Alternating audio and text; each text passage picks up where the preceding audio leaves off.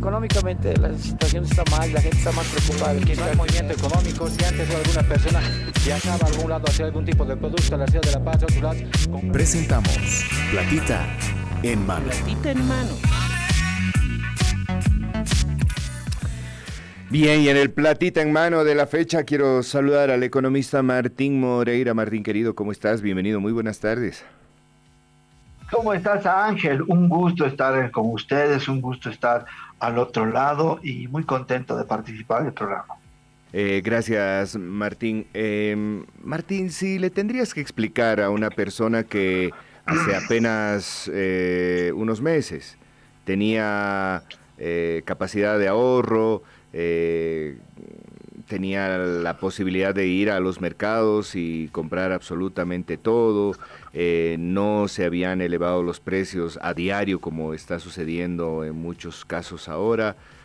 ¿Cómo se lo explicarías? ¿Qué es lo que ha pasado en el país en cuestión de meses? Porque esto no fue un deterioro que ha ido pasando en los últimos 4 años, ¿no? Ha sucedido, pero a una velocidad impresionante, ¿no? De empezar a tener el síntoma de los dólares, hemos pasado a la fila por hidrocarburos y hoy estamos con que tenemos que caminar varias cuadras para ver en qué lugar conseguimos el pollo a un precio un poquito más bajo, ver la posibilidad de comprar aceite, se ha vuelto como todo muy complejo, ¿no? ¿Qué es lo que ha sucedido y por qué tan rápido?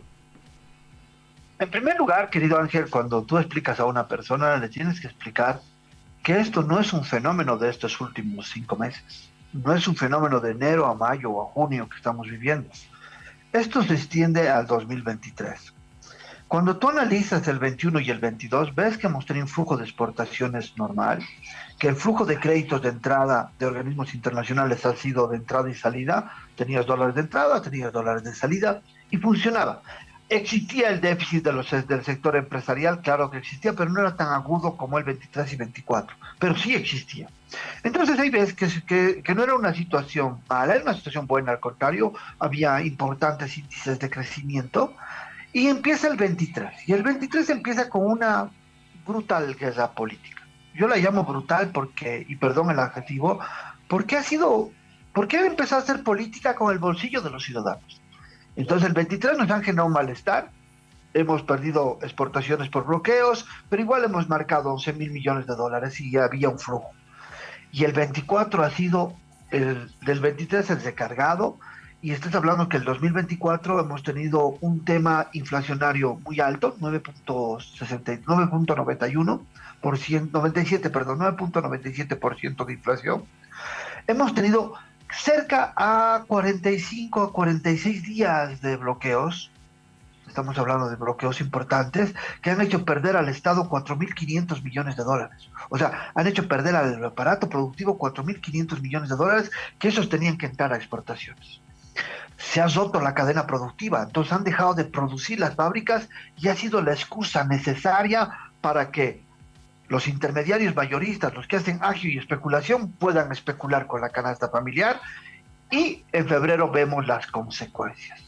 Vemos las consecuencias de que ya no estaba entrando producto al mercado interno, de que había un desabastecimiento de aceite porque no se estaba refinando por falta de insumos. Vemos que la carne se estaba saliendo todo por el contrabando. Productor y intermediario y mayorista se han asociado y han empezado a sacar la carne. Vemos que el arroz, tras la sequía del 2024 y recién con la importación que tenía el Estado, ha empezado a nivelar poco a poco. ¿Y ahora qué tenemos? Tenemos una situación donde tenemos un aceite que poco a poco el Estado está tratando de buscar a través de su refinadora de aceite, poniendo al mercado, tratando de subsanar la demanda interna, pero considero que todavía no es suficiente, ¿no? Tenemos el tema de la carne ha ido bajando el precio, igual que la carne de pollo. Es interesante estos procesos que pasan. Y cuando tú ves que se baja el precio de la carne de pollo y la carne de res, y la carne de cerdo, perdón, te das cuenta que esto no era porque se encareció la forma de producir, sino era porque intermediarios y mayoristas aprovecharon el rasgo de incertidumbre que ha generado la política, la crisis política, y han empezado a desviar el alimento. Y otro factor que es muy fuerte en Bolivia en el tema del incremento de precios de nuestros precios, de nuestra canasta familiar, y que la gente tiene que saberlo, es que cuando te vas a las fronteras de Bermejo, de Yacuiba, de Saguadero y otras, la de Copacabana y otras fronteras que tienes aquí en Bolivia, ves filas y filas interminables de gente que quiere comprar alimentos en Bolivia.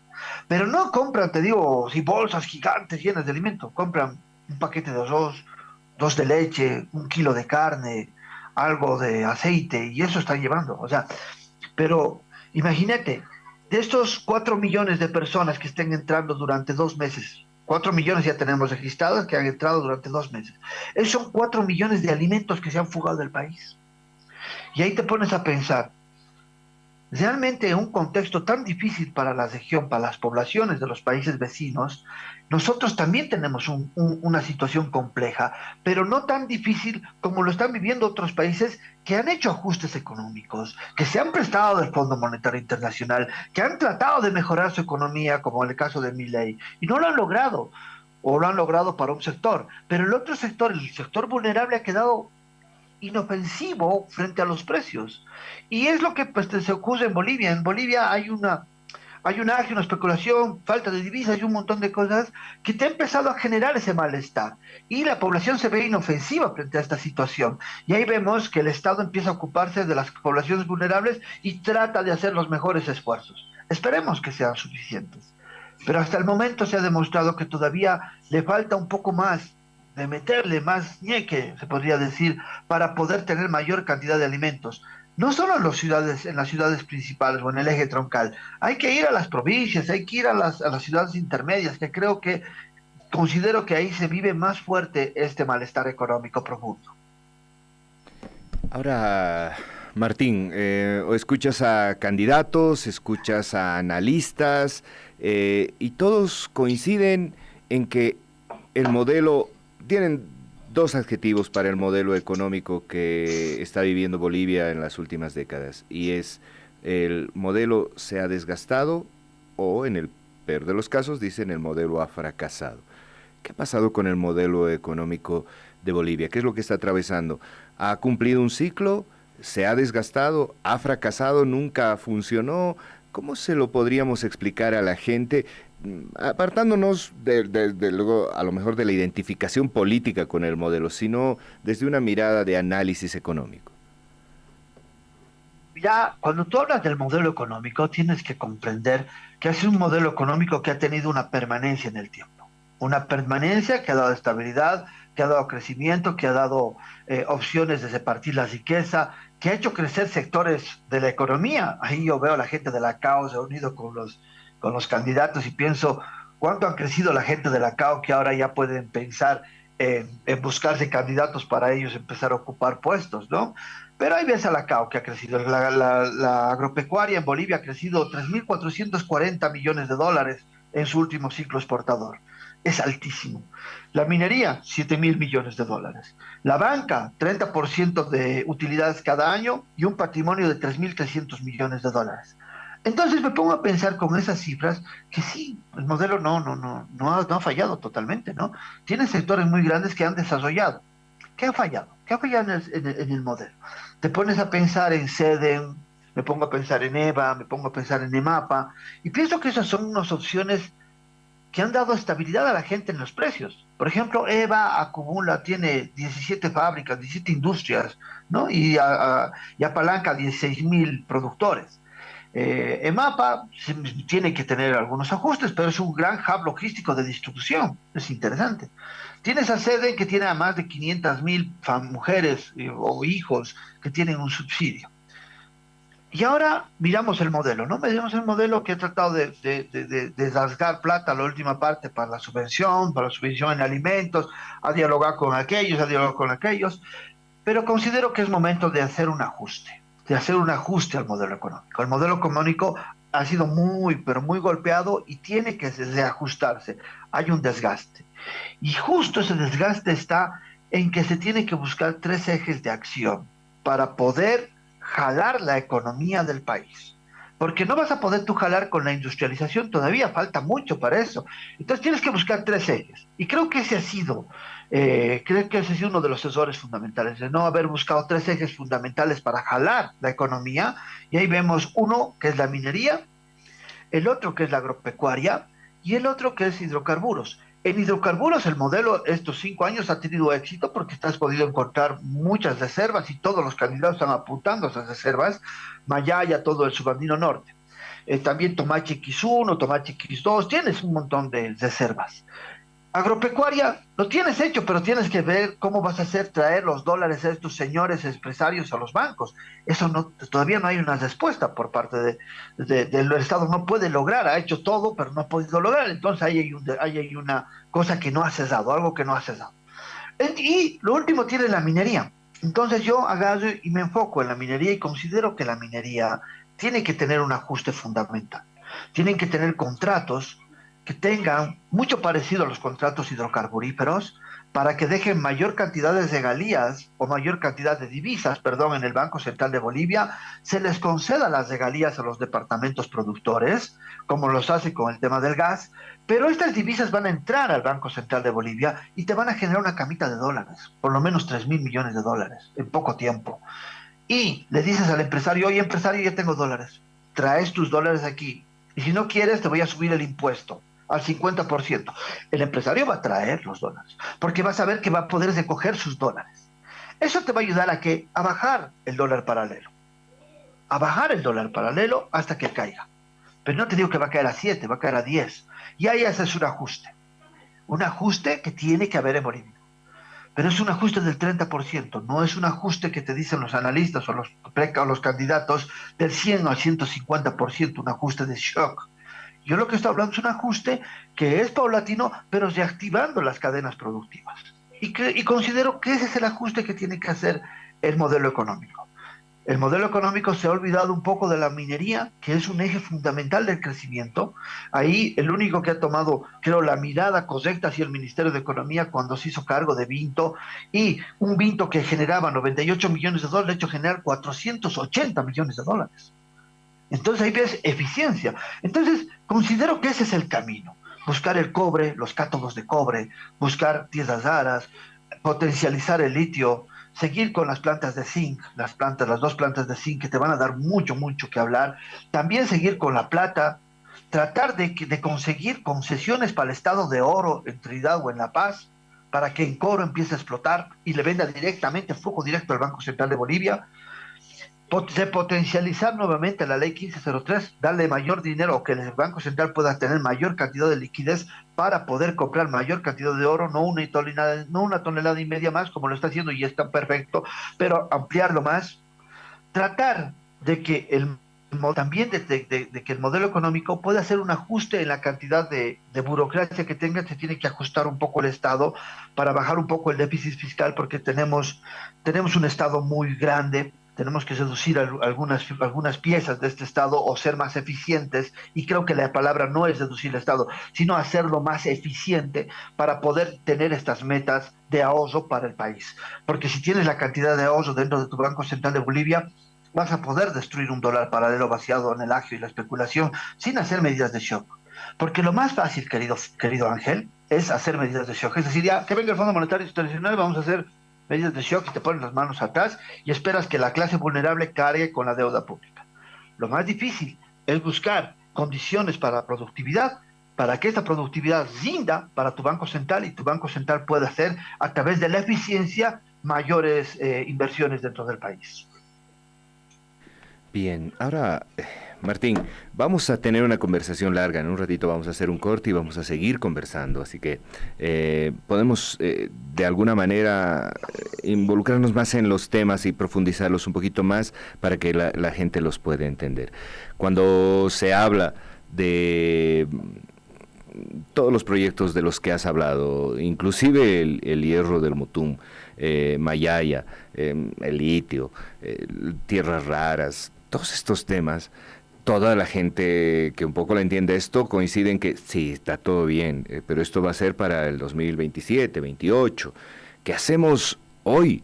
¿qué hacemos hasta después de las elecciones? ¿Cuáles son las políticas que verdaderamente van a hacer que esto funcione?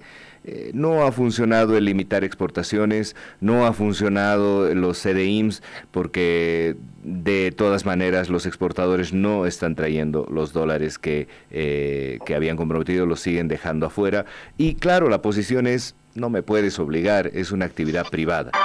Entonces es así como una sensación de, por lo menos desde mi lado, digo, claro, es privado y no te puedes meter en mi empresa, pero sí te puedes meter un poco cuando me has vendido el diésel a 3 pesos y debería haberlo pagado a 10.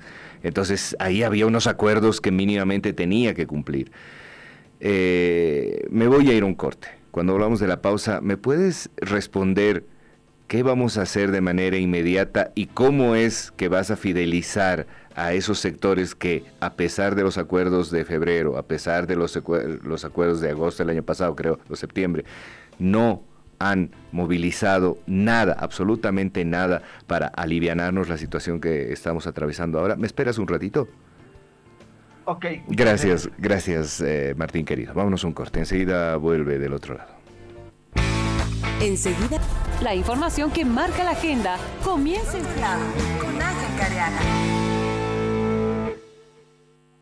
El nuevo billete de la Serie B de 200 bolivianos está hecho para resistir y protegernos contra falsificaciones, con nuevas medidas de seguridad y más tecnología. El hilo tiene un efecto de movimiento de fácil visualización, más elementos de impresión en alto relieve en el anverso y reverso. Bajo luz ultravioleta, las fibrillas son tricolor y tiene mejores elementos gráficos. Se utilizaron tintas magnéticas e infrarrojas y el papel es 100% algodón, con mayor durabilidad. Previene la falsificación y aumenta la durabilidad. Serie B, más boliviana, más segura.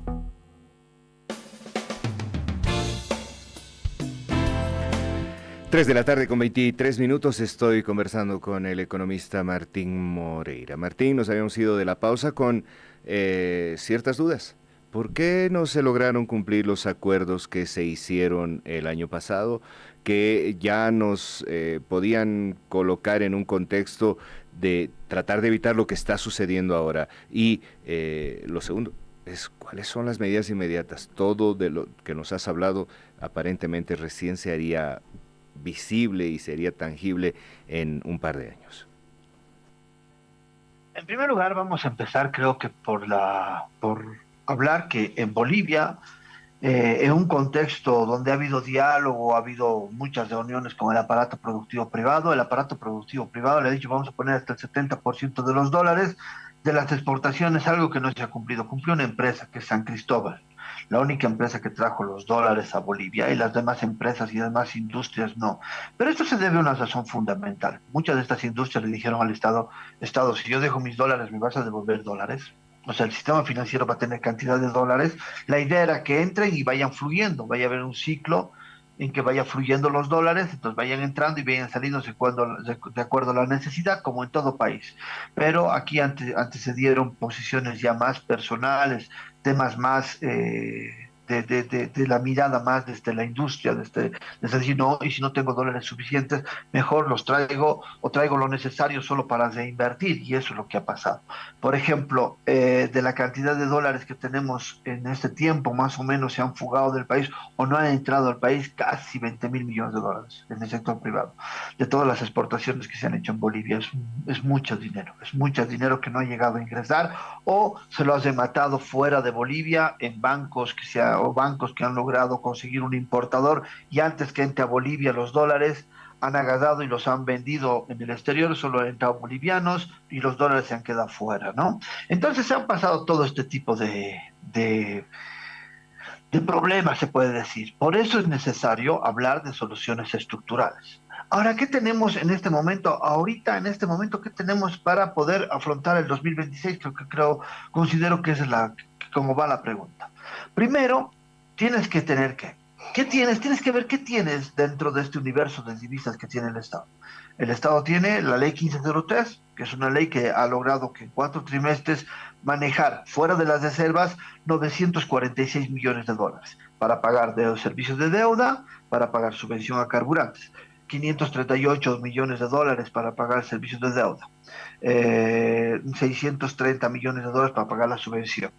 Y lo demás ha entrado a las reservas internacionales netas. Estás hablando de que en las reservas tienes alrededor acumulado de 2.619 millones de dólares que están ahí guardados, ¿no? Pero tienes esto, tienes los 946 millones de dólares de la ley del oro y tienes un pedacito más que ha sido de las empresas públicas que han podido aportar para llegar casi a los 1.100 millones, 1.200 millones de dólares que necesitas como país para pagar todas tus obligaciones. Y ahora, ¿qué tenemos? Solo tenemos la ley 1503 en este momento. Y esto lo podría utilizar el futuro gobierno. ¿Qué más tenemos? Tenemos créditos alrededor de 1.400 millones de dólares que solo faltan aprobar. Y también tienes hay alrededor de 2.000 millones de dólares de créditos que están recién licitándose. En total, en el universo de créditos, si se lograran aprobar estos 1.400 millones de dólares más, esperemos que los políticos reaccionen, tendrías 3.400 millones de dólares para orientarlos al otro año. ¿Eso qué quiere decir? Que podrías tener para enero, febrero, si logras licitar todos y ponerlos a funcionar todos los créditos, más o menos 300 millones de dólares. Tendrías del tema de la ley 1503 alrededor de unos 400 millones de dólares más. Ahí son 700 millones de dólares más. Esto te ayudaría a afrontar abril, que es el primer pago de deuda externa de servicios de deuda en el 2026. Y parte de las subvenciones. Te ayudaría a afrontar este tema. Más de eso no. Por eso es necesario considerar, uno, que se tiene que ir a créditos, pero no créditos de entidades que te condicionen, porque si te condicionan, todas las empresas públicas que te están aportando, tú las vas a vender, porque parte de la condición y el ajuste es ese. Tú las vas a vender, entonces no puedes vender, no puedes ir a un Fondo Monetario Internacional porque vendes. Y de paso, el Fondo Monetario Internacional te va a pedir que ajustes la masa salarial. ¿Qué quiere decir eso? Que se baje salarios de profesores, de salud, de jubilados, de rentistas, que ya no haya los bonos. Y son medidas que tienen que hacer. Y una igualación del dólar. ¿A qué me refiero? Que va a una devaluación del 100%. ¿Esto qué significa? Que todos los alimentos van a crecer al 100% y por ende vas a tener en las tasas de interés de los bancos, como ver una depreciación del boliviano, este va a crecer al 100%, entonces vas a tener subida de tasas de interés muy altas. Esto va a provocar que la gente deje de tener poder de demanda y la oferta crezca y por ende la inflación baje, pero tienes una clase muy empobrecida, por lo menos un 70% de la población va a entrar dentro del umbral de la pobreza. Bueno, esa es la primera opción. La segunda opción es tener los créditos aprobados, tener la ley 1503, esta ley 1503, y empezar a planificar cómo podrías tú captar divisas rápidamente. La única forma de captar divisas en el 26 es a través de la minería. ¿Por qué? Porque los precios en este momento son baratos. El aparato minero productivo está funcionando. Tienes opciones para tener inversión si cambias los temas de contrato y te generas mayor seguridad jurídica en el tema minero. Y lo último, para generar en tierras raras puedes jalar inversión y dólares para tu Banco Central de Bolivia. Entonces eso te va a ayudar bastante para poder tener una camita de dólares hasta fin de año del 2026. Con esa camita de dólares vas a poder bajar el dólar paralelo, como he explicado anteriormente. Pero muchos me dirán, pero ¿y el Fondo Monetario Internacional te lo da mañana? Entras al gobierno y te lo da mañana. Mentira. Tienes que hacer todos los ajustes que te he comentado, toditos los ajustes, para que de un año y medio o dos te esté dando la plata el Fondo Monetario Internacional. Y ahí va la pregunta, ¿qué hacemos el 26? Todos están con esa pregunta. ¿Crees que todos los candidatos que quieren vender las empresas para afrontar el tema de la deuda externa y decirle al Fondo Monetario Internacional, estamos cumpliendo los ajustes, pero en realidad lo están haciendo porque no hay un plan estructural de cambio? No hay un plan que se estructure en base a las materias primas para consolidar sostenibilidad en el tiempo.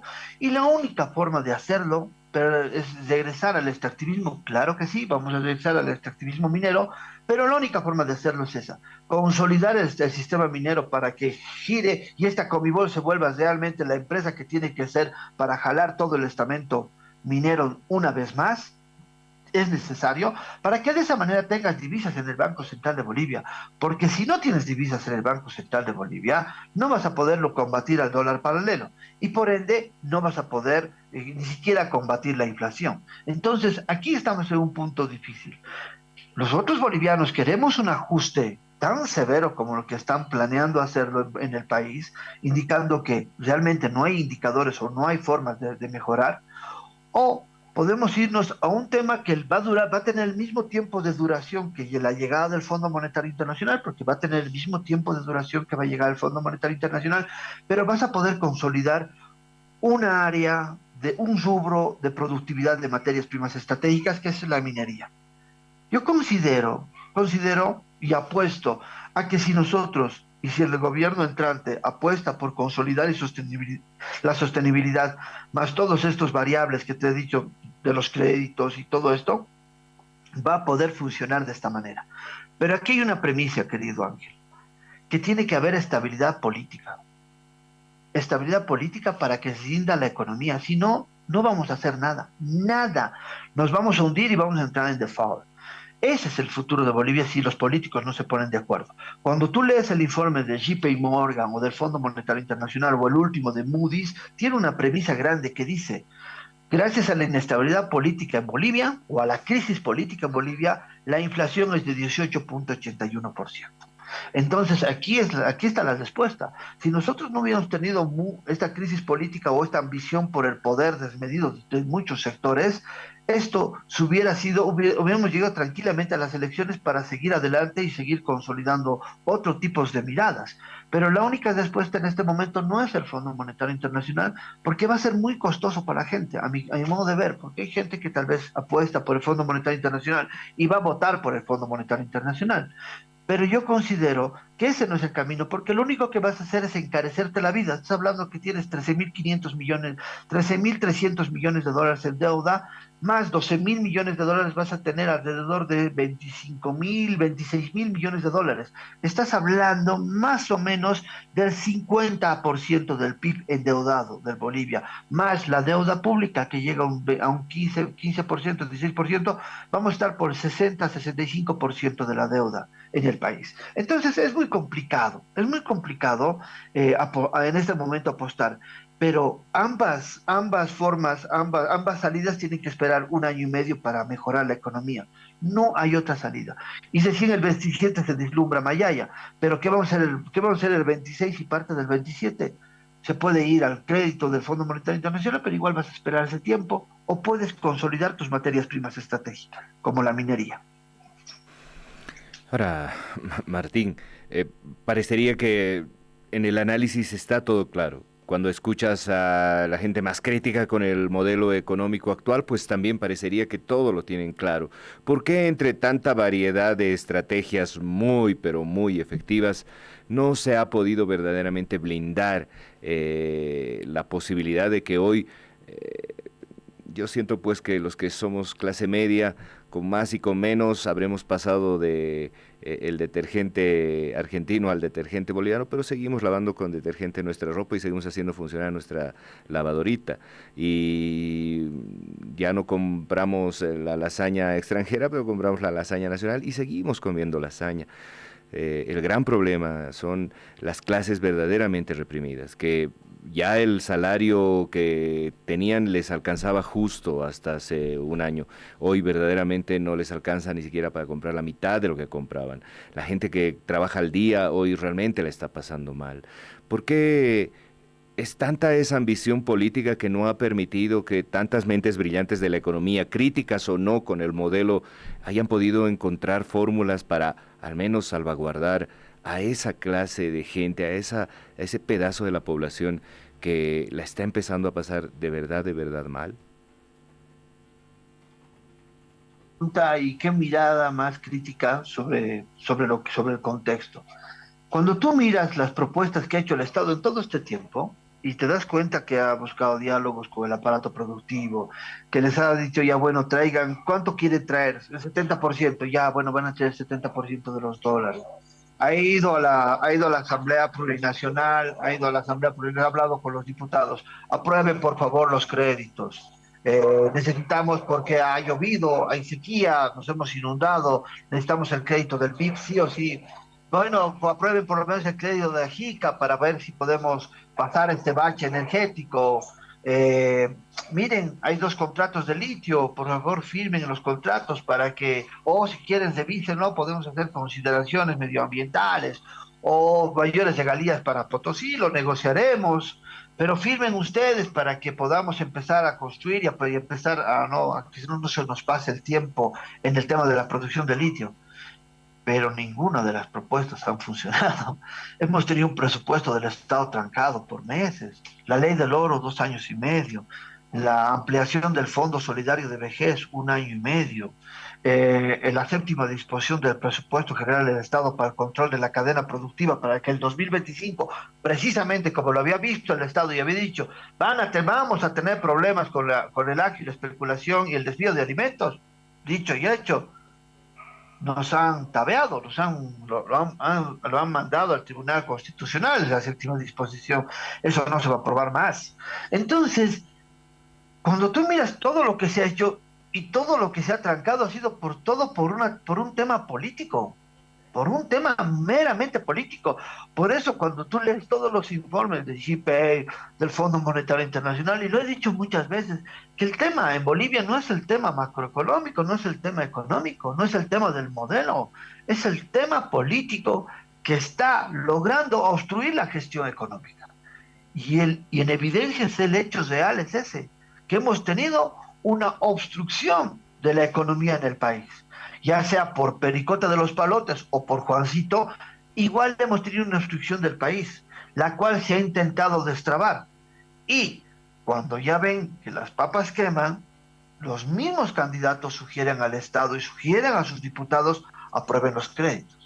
Y ahí tienes a un señor Rodríguez, para mí realmente no es un representante nacional, porque él se ha encargado de bloquear muchos créditos y ha jugado con las vasijas de los ciudadanos, porque ha hecho economía, ha hecho política con los bolsillos de los ciudadanos y de las clases más vulnerables. Entonces aquí vemos un error. Ahí vemos una gran fractura. Y vemos un error también de parte del Estado y parte del modelo económico, porque hay que ser autocríticos. Vemos que el Estado se ha concentrado sí en hidrocarburos, pero no se ha concentrado en la minería. Creo que ahí considero que sus representantes en la minería, Ministerio de Minería, la JAN, Senarecom y otros estamentos que tienen que ver el tema minero, Comibol, no han estado a la talla de una industrialización. Lastimosamente te lo digo, y eso hay que reconocerlo. Considero que es así la falla garrafal, porque tienes los hidrocarburos que los vas a tener y has sido exitoso, tienes buenas exploraciones, pero en el tema minero es mucho más rápido y lo que han hecho lastimosamente estos ministros no ha funcionado. Y te lo soy sincero, no ha funcionado el tema minero en Bolivia. Al contrario, has hecho crecer unas cooperativas que realmente han crecido y no dejan nada para el Estado, no dejan nada para los bolivianos.